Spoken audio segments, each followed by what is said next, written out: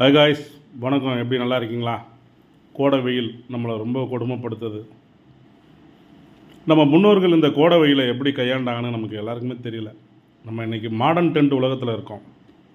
பீஸா, burger, சுட சுட coffee, juice ஐட்டங்களை சாப்பிட்டு ஒரு 40-50 ஆண்டுகளுக்குள்ளே பெரிய நோய்க்கு அறிகுறியான மனிதர்களாக வாழ போகிறோன்னு யாருக்குமே தெரியல. நம்ம முன்னோர்கள் சாப்பிட்ட உணவு, முன்னோர்கள் அவங்க அணிந்த ஆடைகள் எல்லாம் நமக்கு கேவலமாக தெரியுது. அந்த வாழ்க்கையை நம்ம பார்க்கும்போது ரொம்ப முட்டாள்தனமாக நினைக்கிறோம். நீராகாரம் காலையில் குடிங்க.